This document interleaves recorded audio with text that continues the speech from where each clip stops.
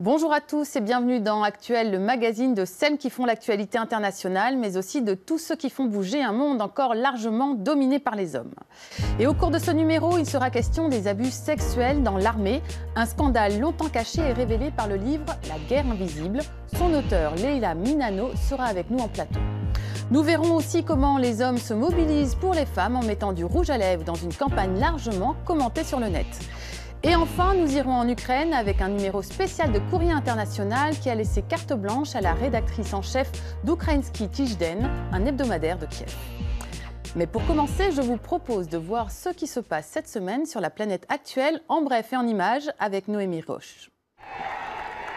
Au Chili, 8 ans après son premier mandat, Michelle Bachelet est de retour au palais présidentiel de la Moneda. Nous croyons qu'un Chili différent est possible, un Chili beaucoup plus juste, et j'aimerais que le jour où je quitte la présidence, vous sentiez que votre vie s'est améliorée. Pour y parvenir, la présidente chilienne a promis de réformer l'éducation et le système fiscal, mais surtout de combattre les inégalités sociales. Avec ce nouveau programme très à gauche, Michelle Bachelet arrivera-t-elle à faire aussi bien que lors de son premier mandat ? En 2010, elle avait quitté le pouvoir avec plus de 80% d'opinion positive.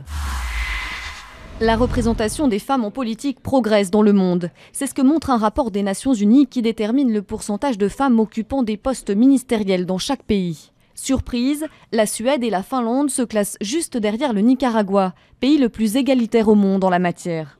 4e au classement, la France fait figure de bonne élève. Dans la catégorie peut mieux faire, le Royaume-Uni est 54e ex-aequo avec la Côte d'Ivoire, derrière le Maroc.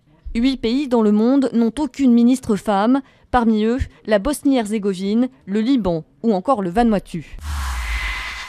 Voilà, en direct, le présentateur met du rouge à lèvres sur le plateau de France 3. Rigolo, mais aussi très, très sérieux pour un geste de soutien juste avant la journée des femmes. Louis Laforge a répondu à une initiative lancée sur Internet pour inciter les hommes à s'engager contre les violences faites aux femmes.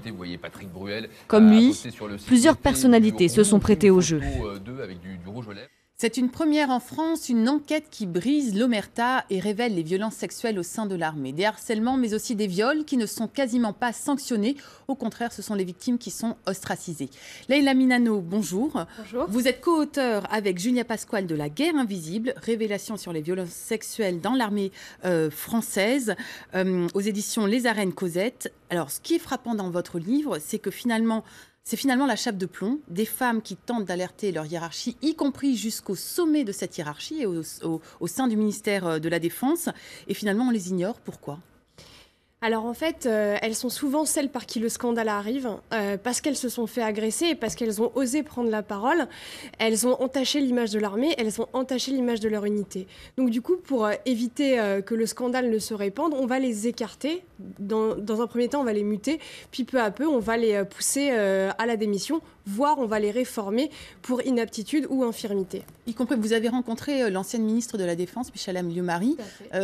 Que vous a-t-elle répondu par rapport à ces histoires ? Que ça n'existait pas, qu'elle n'avait jamais entendu parler une seule fois dans sa carrière. Donc elle a été ministre de la Défense à partir de 2002 et elle n'avait jamais entendu parler d'affaires de violences sexuelles. Or, dans le livre, on montre qu'elle a reçu des courriers et qu'y compris son cabinet y a répondu.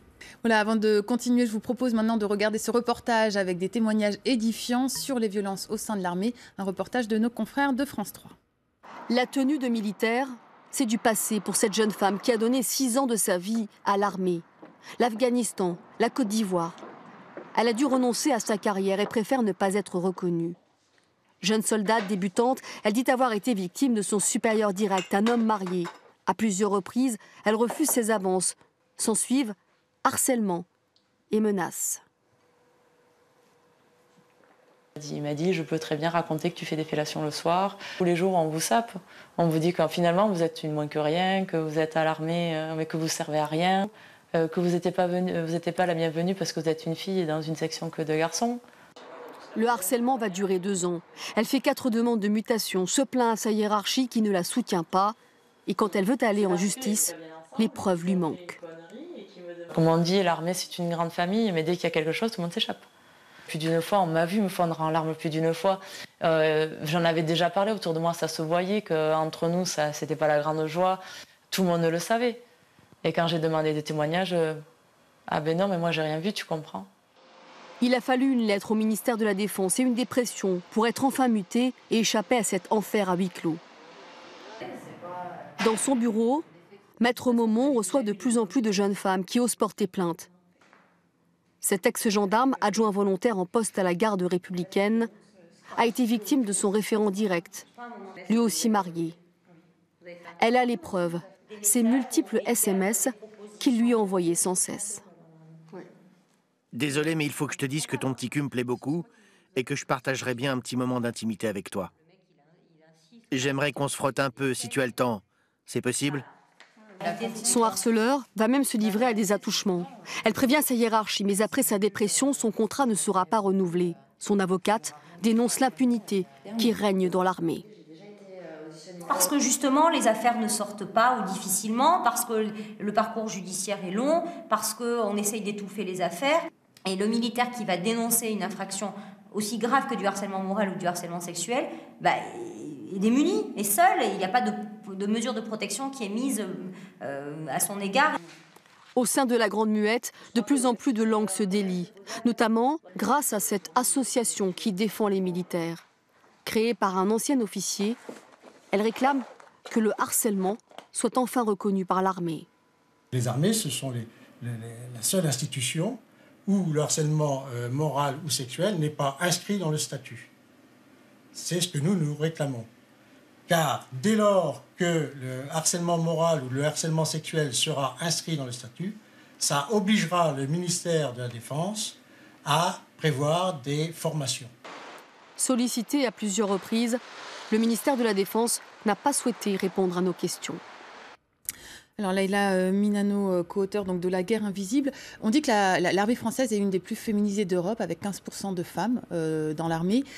Quelle est finalement l'ampleur du phénomène d'abus sexuels et de harcèlement ? Alors la particularité française, c'est pas simplement qu'elle est la plus féminisée d'Europe, c'est aussi qu'il n'y a absolument aucun recensement qui a été fait sur l'état des violences sexuelles dans l'armée française, alors que ça a été fait en Angleterre, ça a été fait en Allemagne, ça a été fait aux États-Unis, en Australie, en Israël. Avec des conclusions absolument ahurissantes. Aux États-Unis, par exemple, l'an dernier, il y a eu un rapport qui disait que toutes les 3 heures, en fait, une femme au sein de l'armée américaine se faisait violer. Tout à fait. Et le dernier rapport parle de 70 viols par jour. 70 viols par jour. Alors en France, vous avez récolté combien de témoignages à peu près ? Dans le livre, il y a une 50aine d'affaires que l'on traite, mais ces affaires ont été sélectionnées, choisies. Il y a des affaires dont malheureusement nous n'avons pas pu faire état, puisqu'il y avait des affaires en cours d'instruction, des femmes qui n'ont finalement pas souhaité témoigner. Donc du coup, on considère que ces 50 affaires, c'est que la face émergée de l'iceberg. On pense qu'il y a un phénomène souterrain beaucoup plus important et c'est pour ça qu'il faut qu'il y ait ce recensement-là qui soit fait par les armées. Alors, le ministère de la Défense dit mène une enquête en interne. Les conclusions sont attendues pour mars. Qu'est-ce que vous attendez de cette enquête, sachant que, par exemple, alors, je crois que dans d'autres pays, des mesures ont été prises. Je pense notamment en Allemagne, où la ministre de la Défense est une femme et où d'ailleurs la moitié des femmes de l'armée disent avoir été harcelées à un moment donné. Qu'est-ce que vous attendez de cette enquête, finalement ? Alors en fait, il y a une première surprise, c'est que c'est une enquête interne. Donc la plupart des autres pays font le choix de l'enquête parlementaire pour avoir une garantie d'indépendance, de transparence. Le ministre a fait le choix de faire une enquête par les militaires eux-mêmes. Donc il y a une question. Après, on ne peut pas préjuger de ce qui va se passer. L'enquête va être rendue fin mars. Les mesures, je pense que ce qui est utile, c'est de citer l'exemple suédois, qui est la seule armée du monde à avoir réussi à renverser la vapeur. Donc il y a 3 ans et demi, ils avaient été aux prises avec un fort taux de harcèlement sexuel dans leur rang. Ils ont mis en place une politique de sanctions draconiennes, un soutien psychologique des femmes, et en 5 ans, ils ont réussi à renverser la vapeur. Leïla Minano, je vous remercie. Je rappelle donc le titre de votre ouvrage que vous avez signé avec Julia Pasquale, La guerre invisible, révélation sur les violences sexuelles au sein de l'armée française, aux éditions Les Arènes. Cosette. Nous suivrons bien sûr dans Actuel aussi le rapport et les conclusions du ministère de la Défense sur ce phénomène. L'actualité des femmes à travers le monde est aussi à retrouver dans Courrier International. Notre partenaire de la presse écrite ouvre cette semaine ses pages à la rédactrice en chef d'Ukraïnski Tijden, un hebdomadaire de Kiev. Plusieurs de ces journalistes femmes ont été blessées et même retenues de force ces derniers temps. Dans une interview, elle explique son combat pour une Ukraine libre et indépendante, démocratique et ouverte sur le monde, à retrouver donc dans Courrier International. Voilà, c'est la fin de cette émission. Avant de nous quitter, je vous propose d'entendre l'intervention d'une jeune féministe sénégalaise sur les rapports de pouvoir. C'était au Forum des femmes francophones à Kinshasa. L'autorité, le pouvoir a un visage. Il a un visage, il a un âge, il a un sexe, il a même une origine sociale. Et si je devais résumer, je pourrais dire que le pouvoir aujourd'hui est incarné par un homme blanc de 50 ans. Voilà, un homme blanc de 50 ans. Vous pourrez retrouver l'intégralité de cette intervention ainsi que de nombreuses interviews sur notre site internet parce que Actuel, c'est aussi et surtout la toile et les réseaux sociaux. On attend vos réactions et vos commentaires. Merci de nous avoir suivis. À très vite.